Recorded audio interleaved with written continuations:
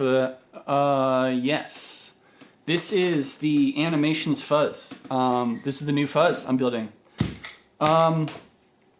Yeah, it looks pretty complicated, but it's really, once you understand it, it's the simplest I can get it. It's ready for a gig. It's so simple.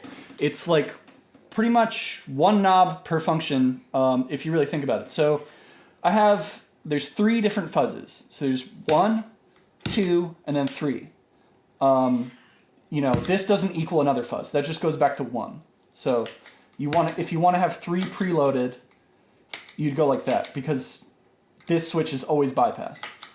I'm just going to start in reverse order, because I think you're probably going to be most impressed with number 3, and it's where you're probably going to live too. So let's go with it. It kind of has a weird synthetic like zap sound to it that I love for lead. All right, let's check it out.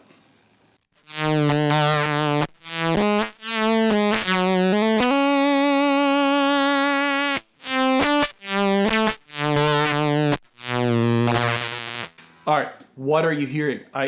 Honestly, I can't really explain it, but it's a fuzz, and it just responds to your playing in such a way that it makes that weird filter sound. But it is just a fuzz. It's like the technology is about as complicated as a fuzz face or a big muff. It's just transistors, resistors, capacitors, stuff like that, all discrete. And so on mode 3, you have this kind of control to adjust the, I call it attack time. So you can kind of adjust how like melty it gets. Like that's the longest time. And then if you want it a little shorter, this might be a little more fun.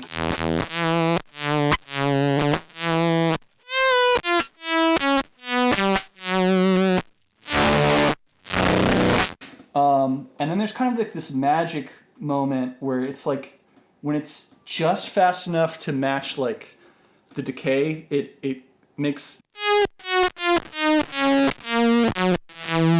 it kind of like gets chorused. It's so weird.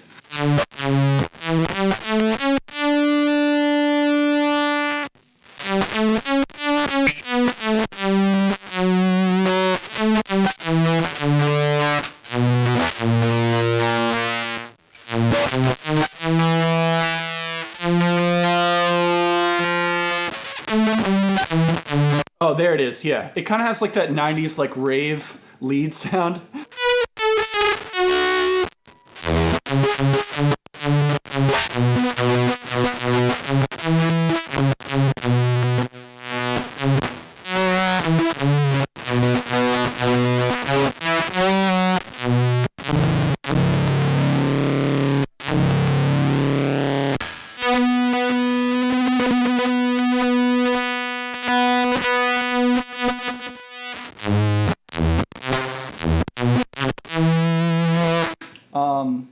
Yeah, this thing is super fun. Oh yes, the other thing I wanted to mention about it, it destroys chords in a really cool way. You can, depending on how you want to, dude, you just have to hear it. I don't know. You have to hear it and you have to play it. Because when you play it, just see what I mean. It's like...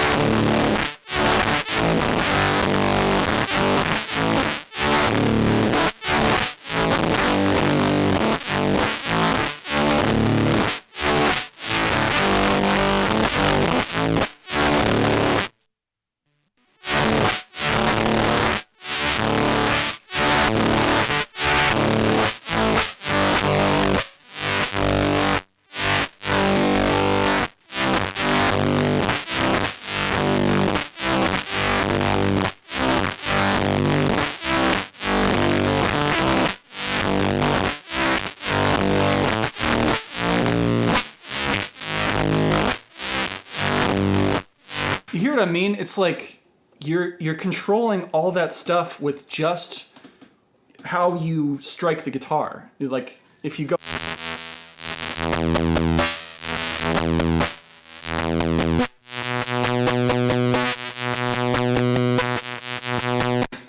works all over the neck too. It works on a bass string, it works on a high string.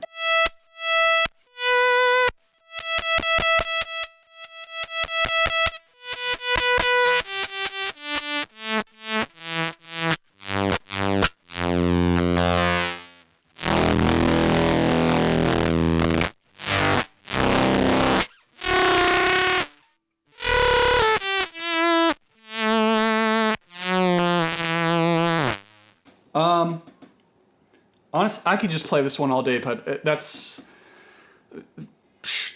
kind of a intro to what I love about Mode 3. Next, Mode 2 is just about as much fun, but instead of filter this time, it's volume. So it...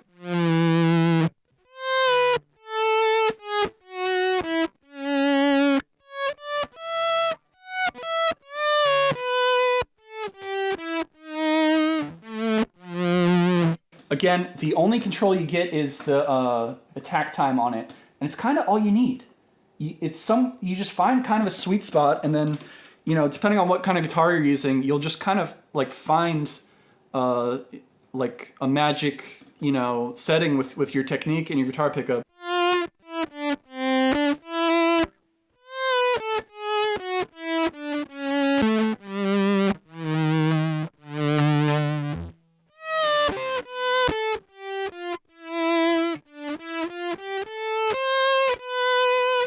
It really sings like that. I really like the shorter.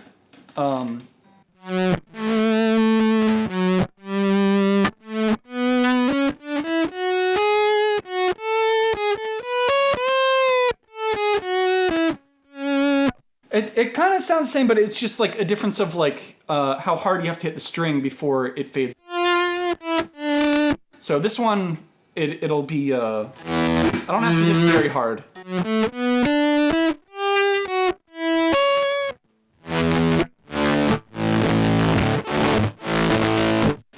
And then when you get all the way down to the bottom of it, you know, it just turns back into a normal fuzz. But again, the smallest you can get that attack.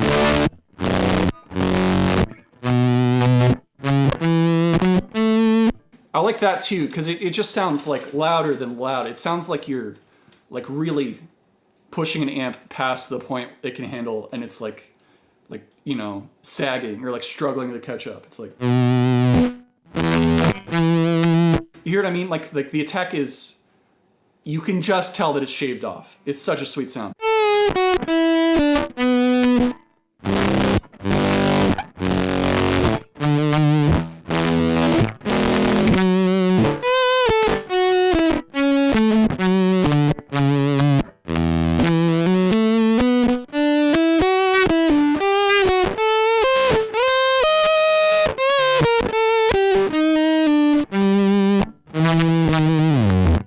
So that's Mode 2. This is Mode 1. You don't get any extra controls. You know, volume is for all of them. It's just, you know, because why would you want them to be different loudnesses, you know?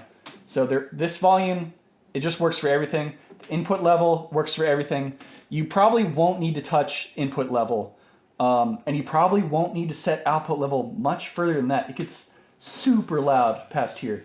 You're gonna like just so loud that it's like, what are you doing, you know? But I left it anyways in case you want to, like, that's how you want to end your set. Just crank that and like see what happens. Like actually break your amp. But yeah, so this is Mode 1. I thought that this mode was going to be a little polarizing, so I'm just going to show you what it is, and then there's an option to change it. I put a little trim pot in here.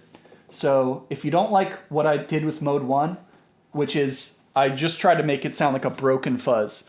But if you don't like that, you can adjust the trim pot and make it sound like, you know, having this fuzz on a low attack time, which is cool because then you could have fuzz, slow attack fuzz, and then filter fuzz all at your fingertips.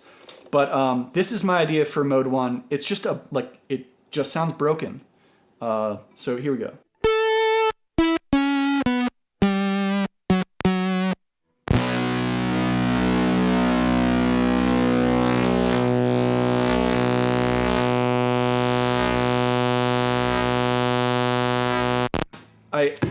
It's honestly, I didn't even intend it to be able to do this, but I figured out that I could do it, so I tossed it in. It adds, like, instead of shaving off the attack, it just adds a bunch more in, and then as it fades, something else kind of fades in as it, like, struggles to decay.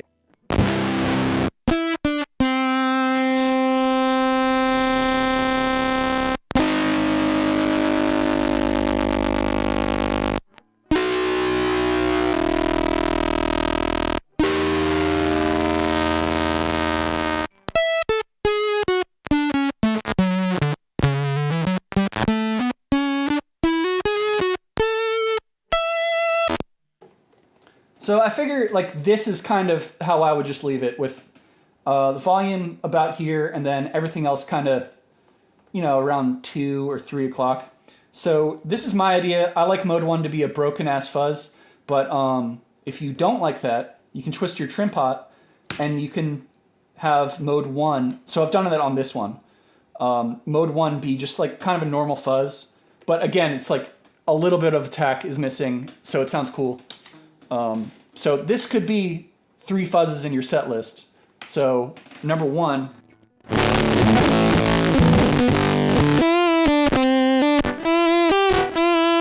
And then you can get some reverse action.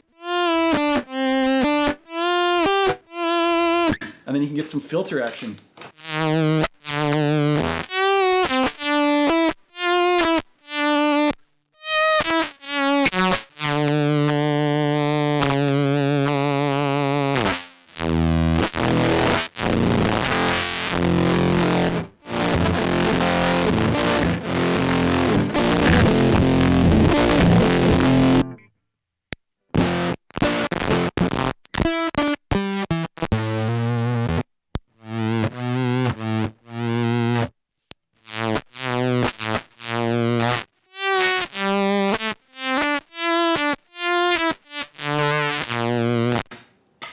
Honestly, I love the broken one, but you might like the this one. It kind of could replace a muff. I mean, if you're not crazy about a muff, but yeah.